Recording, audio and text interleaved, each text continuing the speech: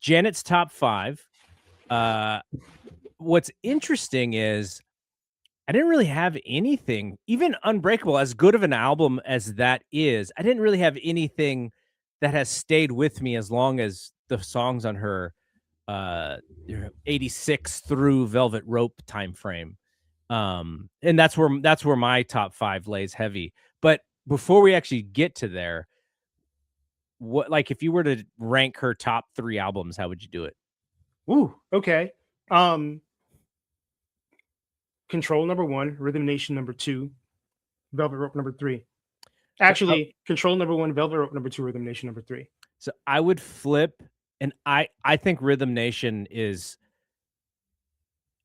I think it's not as good song for song. Actually, if you take like the top 9, let's say top 5 for top 5 on both albums, I would lean Rhythm Nation, just because it's probably because of where I was when that album came out. Yeah, man, you got me rethinking my whole joint right now. No, but because Control is shorter and concise, it is so much of a more familiar listen. Because with Rhythm Nation, you got to go through interludes, you got to go through songs that you may not listen back. But that's not what that album was for, right? That album has those familiar tracks, but then it has some other things because of what they were trying to say. I think Rhythm Nation is the better overall album, but it's, 6 in one hand, half a dozen in the other, The like we've other, said before. yeah, Um, I actually like Janet period better than Velvet Rope, but again, that's 1993, and I'm looking at this woman and going like, marry me. "Oh my god." Like, where has she been all of my life, like, kind of thing, right? Because she's always been attractive, but in Rhythm Nation, that was not the purpose of that album until the Love Will Never Do video, which was like this like weird thing where you're like, okay, what's the next video? And she's in this military gear, which Michael then leans on heavily after Rhythm Nation, right? Well, before and after. And so then she, when Love Will Never Do comes out, we're like, oh, she's actually like a sex symbol, Where them titties came from? Where did they come from, by the way? Um, and then that's when That's the Way Love Goes comes out, starring a young Jennifer Lopez dancing in the That's background. right. That's Then correct. I was just like, okay, this is the woman of 1993 right here. Like, she is just winning at all costs, like everything. She could have been, maybe the biggest celebrity in my life at that point, maybe next to Michael Jordan. I mean, Control Janet was cute. Rhythm Nation Janet was fine. Janet was sexy. Yeah, it was an amazing transition, but Yeah. that's what her albums to me are, is that amazing transition. Evolution. Yeah. Yeah. Okay, so now let's go top 5. I have 2. I'm guessing our lists are gonna be quite different, by the way, but I have 2 honorable mentions that I wanted to get your thoughts on. Okay. Um, All For You. That's a fun summery song. It's fun. I don't.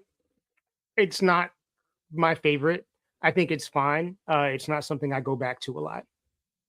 That's a playlist song for that ass, though. Like, if you're talking about her post really famous time period, like, what other familiar songs come from that era of Janet?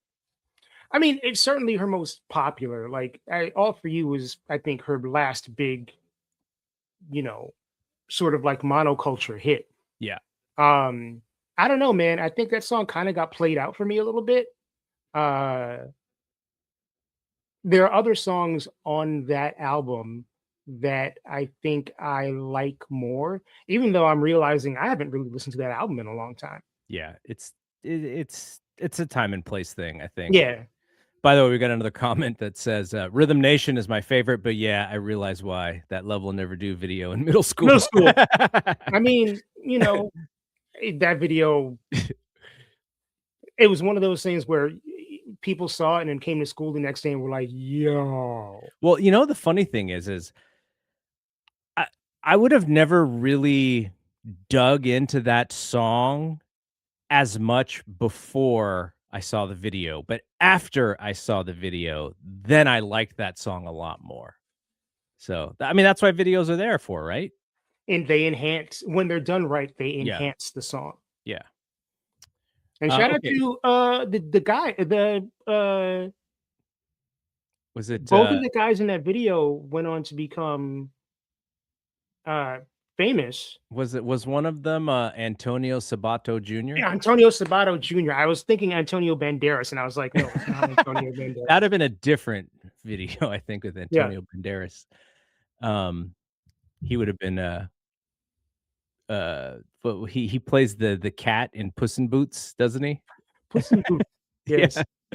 Okay. And the black gentleman in the video, I'm not gonna mangle his name, um, but was also or is also a pretty, popular actor.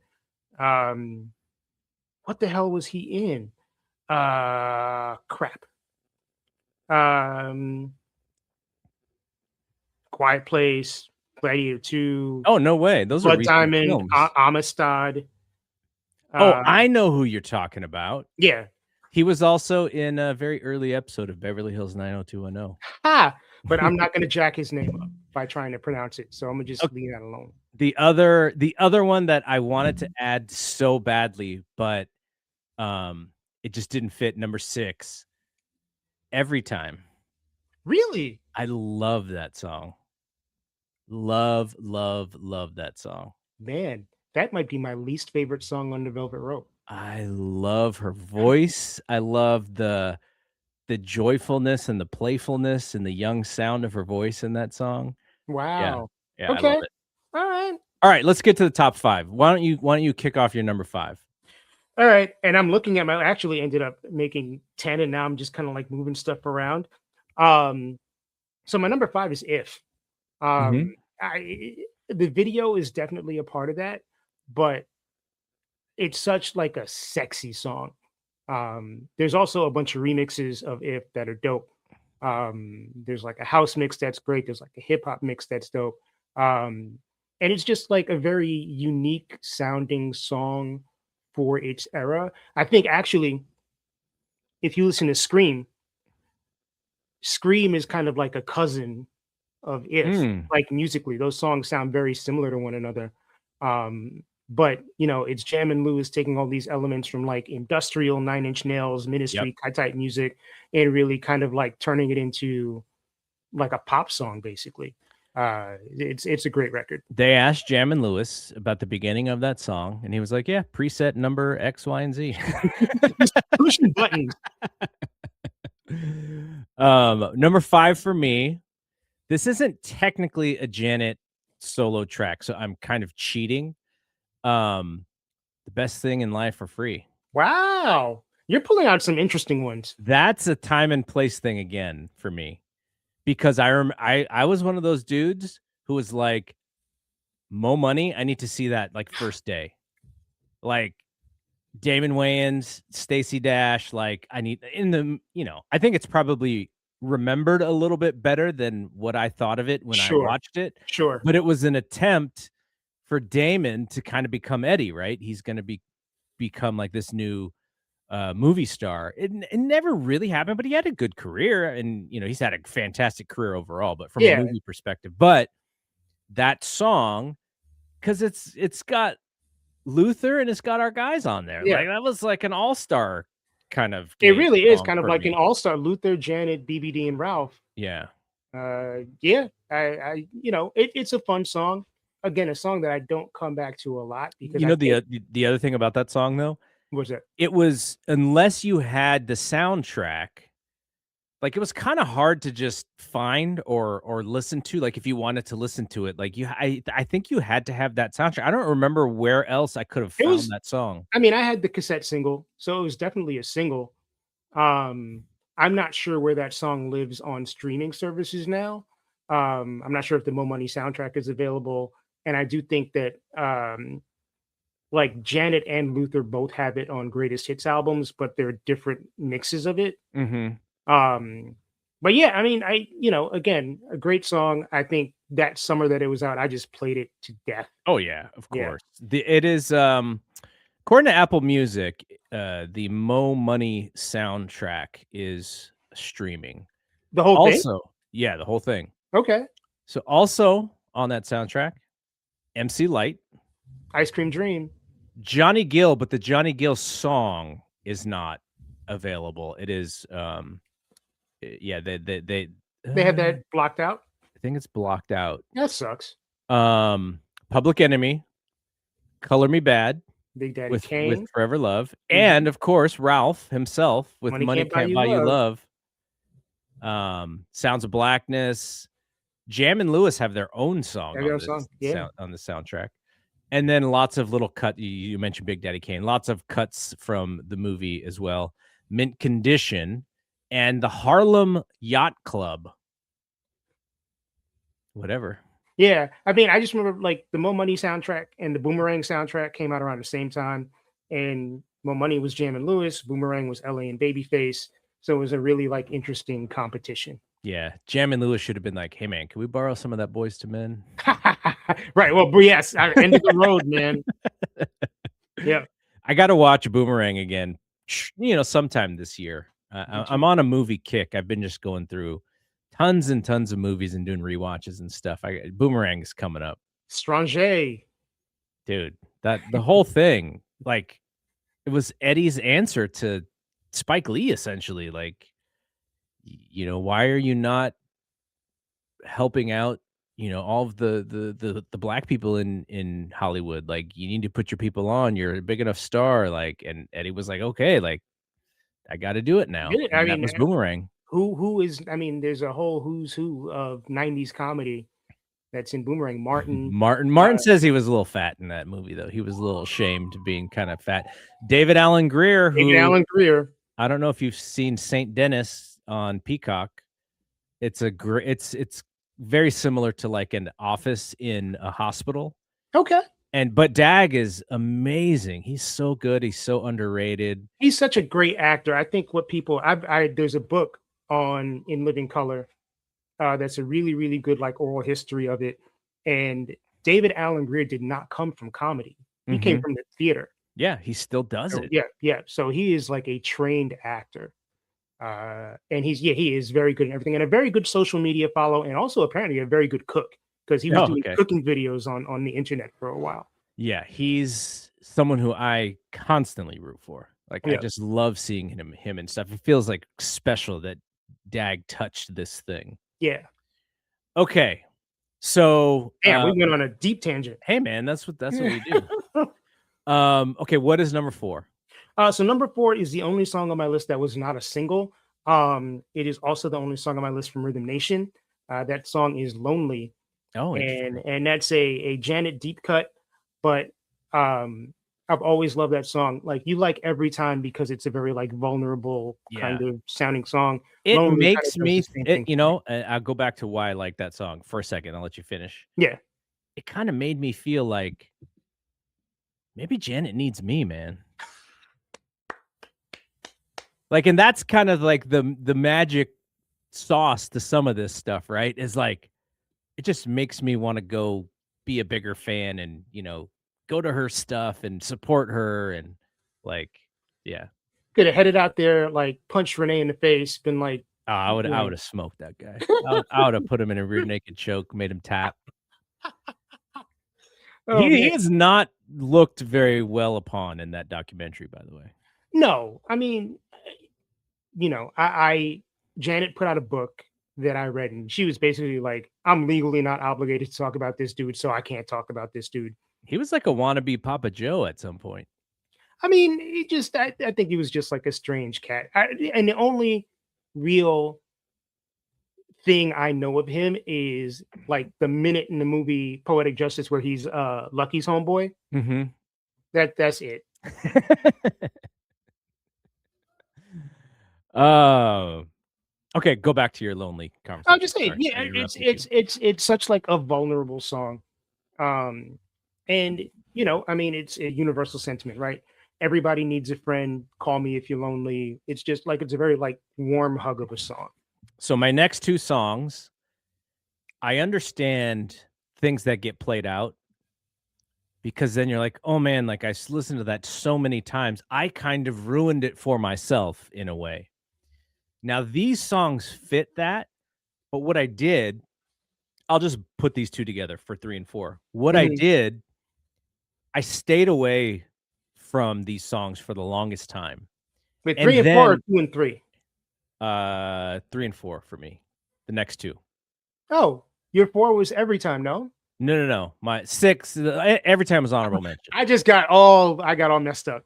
No, it's just my fault, because I Yeah. had some honorable mentions, but, Escapade and Miss You Much were so played out, and I took a break. I literally took a break from Rhythm Nation for the longest time, because I was like, so many of these songs are so memorable because 1989 is probably the year where I listened to the most music humanly possible, because I was like 13 years old and in my bedroom, playing video games and listening to top 40 radio constantly.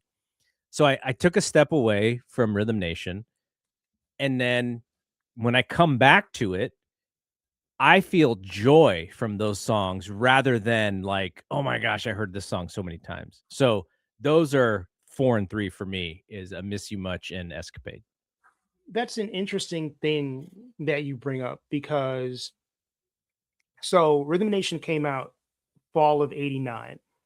Fall of '89 is when I started high school, and not only were those songs on the radio on every station, every format you could think of constantly, but you know, that year was the year that I started like getting a little bit of allowance money and being able to spend it. And where I went to high school, to get on the train, you would have to pass by.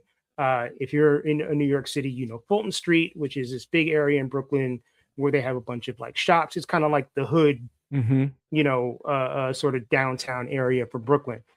And there used to be all of these African people that would just hang out on the street and set up like their little carts, and they would sell, mostly bootleg cassettes. And the cassettes were usually either $4 or $5 or 3 for 10. So I would, every couple of weeks, because my allowance was only $5 a week back then, save up my money and buy a cassette. And I'm pretty sure one of the first, if not the very first bootleg cassette I ever bought was Rhythm Nation. And I played that sucker out Yep. constantly.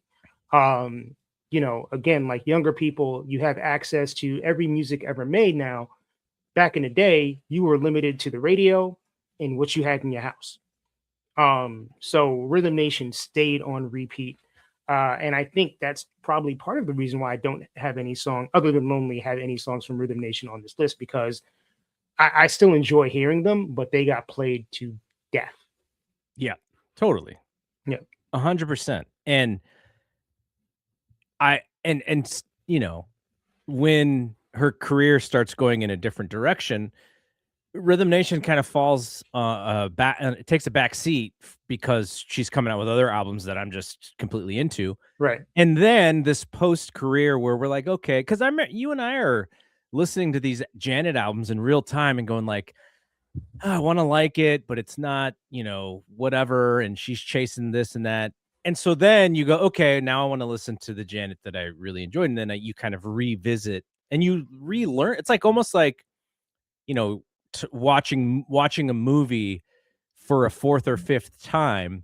You're not watching it necessarily for the story because you know the story from the back of your hand. Right. You're watching for other things that you've never realized before, and I think you can do that same thing with albums because if I listen to Rhythm Nation at 13 years old, I have a much smaller knowledge of things that are happening in the world, and now listening to it at 49 is just much different. But also Janet herself, it would be interesting. Now they don't do this with albums, but it'd be interesting to have like a director's cut of Rhythm Nation. You hear the song and then Janet talks about here are the things that I was thinking of at this point, and then now as someone in their 50s, like here's what I think about it now. Like that would be cool, but it's also for nerds like us. It wouldn't necessarily increase album sales or anything. But I Right. think of it in that way as well, which is, oh wow, how was I listening to this and now how do I hear it? Which is kind of a fun way to do it. It's not a passive thing, right? It's a very active listening kind of thing, but it's cool in the same way. Right. Um, I was actually thinking Rhythm Nation, actually, most of Janet's albums have so many remixes and alternate versions and all that stuff. Like at some point in her career, they need to just make expanded versions of all of these albums and put them on streaming where, they've done it. They did it with Any Heartbreak. A lot of the New Edition albums are now like two, whatever the digital variant of like two CDs would Mhm. be, where like the first disc is the original album and the second disc is like all the remixes and Yeah. instrumentals and Yep. alternate versions of stuff. I mean, I have a ton of Janet Jackson 12-inch singles in here. And, you know, even like on the radio, a lot of the songs a lot of the way that you heard these songs on the radio was in a different version than the way they existed on the albums. There were remixes and all that other stuff. So it would be great if somebody who's listening would be like, "Oh, let's do a second version of this with all of the different remixes and get all that stuff on streaming." So on the Janet album, there are, let me see. There are like 4 remixes, and that is called the deluxe edition. For Okay. for Velvet Rope, there are they do the second disc thing, like you said, on the Velvet Rope. So they have like 13 different remixes. Oh, really? So they do that for Velvet Rope and for Janet, not for Rhythm Nation, not for Control, and oddly, they have it for Discipline. But I think there's only like one extra I track think, on yeah, Discipline. one or two extra tracks, Yeah. something like that. So yeah, Yeah, so I mean, they're not consistent with what deluxe means, but I think the version that you're talking about, they do it for the Velvet Rope, which is the only one. see, there's a whole Janet remix album. Um, this never came out in the US.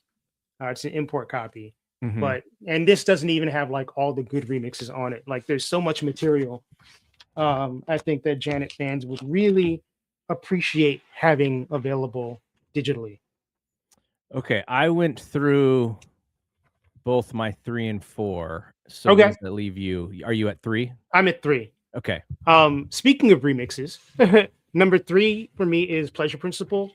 Um, and half of that is the remix version, which is the one that everybody knows from the video. And the second part of that is the video. Yep. Pleasure Principle is my favorite Janet Jackson video, might be my favorite video of all time. Um, it's just her dancing. She's gorgeous. Them Guess jeans is doing some Guess jeans type stuff. It's just like the perfect video. Um, yeah, man, I still like get off to that song. Like it's so good. What's the story of the remix? The remix was more for the radio version when they released it as a single, right? Yeah, I mean, Pleasure Principle, it was the sixth single from the Control album, um, and you know, it was pretty common practice for like dance and R&B records to get a little spit shine when you put the single version out. But at this point, Control had been out for a year and a half. Pleasure Principle, as the album version, had gotten plenty of play on the radio already. So they got Shep Pettibone, who is an incredible remixer, has remixed so many great songs, to like put a little bit of polish on it. And he just like, you know, he killed it. That single version is fantastic. All right, why don't you go ahead and give your number 2 as well? Oh, okay. My number 2 is Nasty. The kids overuse this word. Nasty is iconic. Mhm. Um, just the beat was so different. The attitude was so different, even though she's kind of, talking in this like Sandra from 227 voice. Um, everybody talks about, my first name ain't baby, it's Janet, Miss Jackson, if you're nasty. Like you know, that turned into a piece of pop culture. Yeah, it still is. Yeah. Um, Miss Jackson, If You Nasty is yeah, everybody knows what that is. yeah, it's just such an incredible record. And one thing that I don't think gets talked about enough is Control was the first New Jack Swing record. Mhm. And also, you know, there's like a whole generation of female rappers. I don't know that there's a Salt and Pepper without Control. I don't know that there's an MC Light without Control. um the influence that it had was so vast across Mhm. multiple genres of music. And that song in particular, I think, is just, it's an R&B song, but it's got like hip hop swag.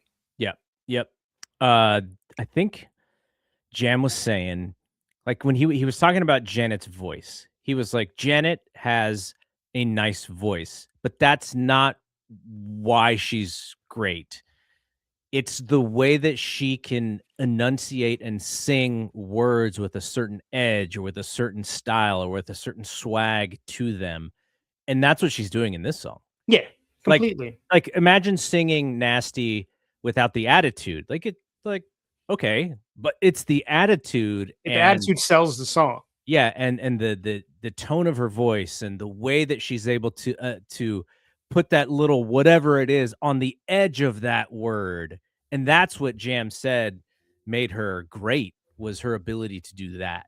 Yeah, and again, like, I just think that album and She was so groundbreaking. I mean, look, no other young female black artist was out at that time doing the things that Janet did on that album. Like, it was just TLC wouldn't have happened without Janet. Right. All right, my number 2 is actually my favorite Janet Jackson song of all time, but it is not number 1 in my top 5. It's That's the Way Love Goes. It's my favorite Janet song. To sing it, to kind of bop my head to it. I think it's like everything that I enjoy about her. Um, it's not her riskiest track, it's not her saltiest track, but I thought it was like the perfect first single for that album. I just love that song. Hmm. Well, your number two is my number one. Okay. So That's the Way Love Goes is my number one. And there's like the song itself is fantastic. The intro, And what about the spoken word intro in the yeah, beginning? yeah, The and breathy voice. yeah, and like there's two little stories I'll tell. One is it's one of those songs where I can actually remember exactly where I was the first time that I heard it. I was uh I was in bed and I was listening to the Morning Zoo on Z100, which I think still exists in New York City. Um, and they were like, "This is the world premiere of the new Janet Jackson song," and they played it, and I was like, "Wow, this sounds different. This doesn't sound anything like Janet Jackson." Yeah. Um, and I remember the DJs afterwards were like, "Oh, this is a new sound for her. She kind of sounds like Sade." Um, so it was just like, you know, at that time, if you knew a new Janet Jackson song was going to come out, you assumed that it was just going to be this like high energy, like Yep. dancing, doing all this stuff. And she did a complete 180, and it was just this very like sultry, vibey, kind of like, you know, I think that was a very like daring thing to do at the time. The second story, and I think I've mentioned this to you before, or at least I've written about it before. So I graduated high school in 1993, and I remember we were we had a rehearsal, like a whole like 3-day period blocked out where we rehearsed for our graduation ceremony, because my graduating class was 1,200 people, and it was in this huge auditorium. So we're in graduation rehearsal, and those of you that live in New York City know that the school year actually ends pretty late. It ends at the end of like the June 25th, June 26th, around there. So it's already summer. It's hot as hell inside the auditorium. 1,200 people. Like, you think senioritis is bad? Wait until it's like 2 days before graduation, and that level of senioritis is just like you can almost like taste it. It's so bad. So everybody's restless. Somebody like opened the door that like led outside, and then just at that point a car drove by and it was blasting That's the Way Love Goes, and like the entire temperature of the room changed. Like everybody just kind of like went oh at like the same time. It was such like a crazy like visceral collective moment, and it was a piece of music that brought that on just like a random June day in Brooklyn. Mhm. So That's the Way Love Goes will always hold a special place in my heart for a number of reasons. So my number 1 is, Got Till It's Gone, and some of that has to do with Q-Tip, who we will talk about in the LL Cool J episode that we have on tap in a couple weeks. Um, Joni Mitchell, according to Jimmy Jam, Joni Mitchell herself says that there is rarely a day where someone comes up to her and says, or that someone doesn't come up to her and says, "Joni Mitchell Joni never Mitchell lied." never lies. That again, talking about that first because it's the first single off the Velvet Rope, Right. and so there's a change up there, right? Like you can tell just by that single and by the video, by the way, that this album is going to be different. Mm-hmm. And this is not going to be Janet part 2. This is going to be a completely different thing. And I, for me, being a Tribe fan, knowing Q-Tip was in the movie Poetic Justice, and then knowing that they are working together again, like that. Spoiler alert: he's not in the movie very long. No. He gets killed off pretty quickly. But they just the fact that these two just fantastic artists work together. Again, it's like kind of like that all-star thing for me. I always, always, always get excited when two people who I think are great and who are also my favorite work together. Like that just sends it in a different direction for me. I'm like, oh, the anticipation and just my love for it. So it's not my favorite song, but it is what I would put as number 1 for my top 5. It's a great song, and I actually had Got Till It's Gone at number 5 on my list, and I switched it out for If at the last minute. No, it's fine because it helps Yeah, our playlist, man. yeah, yes, indeed. So, if you don't know, Mike takes our top 5 and he adds some other songs that he thinks works, and he creates a playlist for each episode that we do. And so we will have one on 50for50.net sometime later in the week on our Janet stuff. So I imagine that thing's gonna be fantastic. So I can't wait to pop I that in. I accept the pressure.